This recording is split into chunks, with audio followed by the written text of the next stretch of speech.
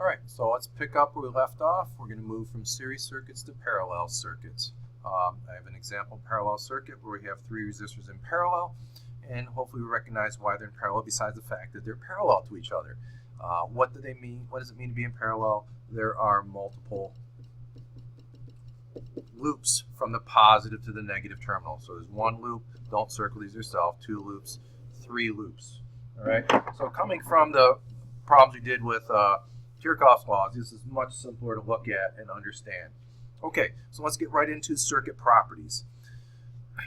There are three loops, and we know from the loop rule that for every loop, the drop across one, or all the resistors, has to equal the voltage source. So each loop only has one resistor. Okay, so the voltage across here must be the same as the voltage across there, which must be the same as the voltage across there, irrespective of the resistances, because each one only has one resistor. So this one must have a 12 volt drop, this one must have a 12 volt drop, this one must have a 12 volt drop. And again, the analogy is, think of this as a river system where we split up into three channels, 1, 2, 3, and in each channel has the same drop, like over a waterfall. Okay? So, in other words, our EMF equals V1 equals V2 equals V3. Okay, so there's the loop rule applied to a parallel. Very different in a series. In a series, they add to the EMF because there's only one pathway. So if I go to my chart here, the EMF is given as 12 volts, so we know each of the voltages is 12 volts as well. Okay, so what about current? Well, by the junction rule, if I've got a certain amount of current coming in, some of it's going to go here, and then the rest is going to go here, and then it's going to split off again, and the rest goes up there. So it's not too hard to figure out that our circuit current is nothing more than the sum of each branch. Whoops, that should say plus.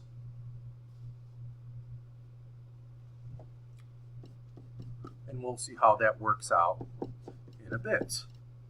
Okay, and then what we have to do is come up with is a resistance equation. So let's go to our chart here and let's figure things out. Okay, so I know I have 12 volts across 4 ohms, so this must be by Ohm's law, 3 amps. I have 12 divided by 8 here, so that's 1.5 amps. Okay, and if this is 6, all right, so I can do a number of things. I can apply Ohm's law for R1, so 12 divided by 6 must be 2 ohms. So let's look at that for a second. So this is 2 ohms, 6 amps, this is 4 ohms, and we found that to be 3 amps. Okay, 3 amps here, and then we found the last one to be 1.5. So there's a number of things that we can infer from that.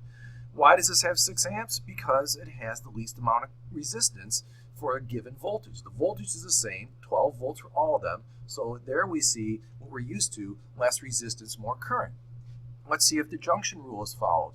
So, well, let's see. I've got 6 amps here, 3 amps here, 1.5 amps here. So they all come together right there. So I must have 6 plus 3 plus 1.5, 10.5 amps here, 10.5 amps right there. So 6 go to the right, then 3 go up that way. Or excuse me, 4.5 go this way, then 3 branch that way, leaving 1.5 there. So right here I have 1.5, then I have 4.5 when they branch together, and then when it meets the 6, I've got 10.5. Okay, I know I've done that quickly, but you can work out why those numbers should be in the junction rule.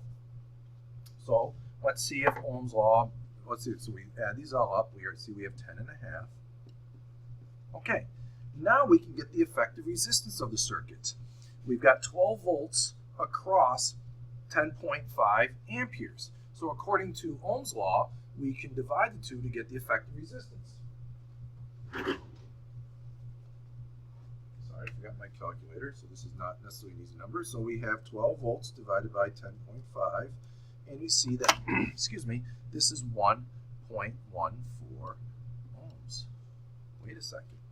There's no way that 2 plus 4 plus 8 add up to 1.5 or 1.14. So something different is going on here. Parallel circuits, you cannot simply add the resistors to get the effective resistance. That's series circuits. Something else is going on here. I will do the derivation in class, and it's not immediately obvious how we would get that from the R. So let me just give you the equation. it's a funny looking equation. So what we solve for is 1 over the effective resistance. So 1 over the effective resistance is 1 over R1 plus 1 over R2 plus 1 over R3 and plus 4, 5, 6, 7, 8, etc. Okay, so let's quickly apply it to this problem here. I'm going to do it off to the margin. So what I'm saying is 1 over effective resistance of the circuit is 1/2 plus 1/4 plus 1/8. All right, you can do this on a calculator. I'm going to do a common denominator. So 1 over R effective, the common denominator being 8, is 4/8 plus 2/8 plus 1/8, and that equals 7/8. All right, hopefully remember how to do common denominator. Now that solves for effective 1 over effective resistance. So to get the effective resistance, I got to take the reciprocal of both sides. That's 8/7. I believe if you punch out 8/7 on your calculator, you will get 1.14 ohms. Okay, so that's the odd thing about a parallel circuit, is that the resistances don't add up to the overall resistance. So you got to use that equation, and it directly comes from these two rules for voltage and current. I'll just show you in class how that is. So let me give you a few shortcuts about effective resistance to help life in more complex problems.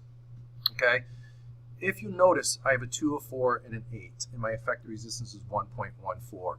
If I were to add, you don't have to draw this on here, let's say 1,000 ohms to this, it would have essentially no effect on the overall resistance, because if you recall, these summed up to 7/8. If I add to it 1,000th, that's barely going to change anything. So when I take the reciprocal, there's not going to be much change at all. Okay. However, if I were to add, let's say, a 1 ohm resistor in parallel, okay, to my 7/8, I would add 1 over 1, which would make it 15/8. That would have a significant change, and the reciprocal of 15/8 would be 8/15. So now my resistance is even less. Okay, so if you do this enough, you'll see a pattern emerging, which basically says the effective resistance is always less than the resistance of resistor of smallest value. So in this initial example, our smallest resistance was 2 ohms, so we know the effective resistance must be less than that. And you can show yourself why that must be mathematically based on this equation. Okay, another nice shortcut is if the resistances all have the same value. So let's say I had a 2 ohm by itself. The effective resistance would be 2. Let's say I had a 2 and a 2 in parallel. In other words, I had 2 2s. The effective resistance would be 1 over 2 plus 1 over 2 is 1. Reciprocal of that would be 1. If I had, let's say, 4 2s in parallel, a 2, a 2, a 2, and a 2, it would be 1/2 plus 1/2 plus 1/2 plus 1/2, right? That is 4 halves. Reciprocal of that is 0.5. So we see as we add more and more in parallel, we get less and less resistance. And the effective resistance, when they're all the same, if you look at this, is nothing more than the value of the R, the value of the one given, divided by the number of resistors. Okay, so in this example here, I have 2 resistors of 2, so 2 divided by 2 gives me 1, right? And here I have 4 2s, so if I take 2 divided by 4 of them, I get 1/2. So that's a nice little shortcut to remember. All right, so let's finish up with this with power. Okay, so the power output's pretty straightforward. Voltage times current, 72 watts, then 36 watts, then 1.5 times 12, I believe is 18 watts. And so we see the most powerful one is the one with the most current, the one with the least resistance. That's what we learned when we first did simple circuits. Add them all up, we get 100, 110, 120, 126 watts. And if I do V times I, sure enough, I'll get 126 watts. Okay, so again, it's very similar to what we saw before. When we go across, we have Ohm's law. When we go down, we have the Kirchhoff's rules, or a new resistance equation. Okay, so how does the current change as the number of resistors in parallel increases? Well, I've already alluded to that. More resistors means less resistance. Yeah, say that a few times to let that sink in. More resistors means less resistance. In series, more resistors means more resistance, okay? Therefore, you get more current. So as you keep plugging things into an outlet, if you have a power strip, you keep drawing more and more current as each branch adds up. But the individual currents, sorry, I just massacred that. Okay, but individual currents in each branch must remain the same. So if I've got two objects plugged into an outlet, if I turn one off, it doesn't affect the other one because they're connected in parallel. In other words, they both feel the same voltage, but the different resistances get different currents. Okay, and that's all because of the loop rule and the junction rule. Okay, which has a bigger effect on effective resistance? One insert in the current in a circuit, adding a 1 ohm resistor or a 100 ohm resistor. I already kind of went through that earlier, and essentially it's the 1 ohm resistor has a much bigger effect because the resistance overall must be less than the smallest one. So if I go from 1 being my lowest, now it's going to jump quite a bit. Whereas if I put a 100 ohm in there, it barely changes anything. So when you put a large resistance in parallel, it draws very little current and has very little effect. Okay, and that leads us to the last idea here. 4. A voltmeter must be placed in parallel with resistors. We know that already.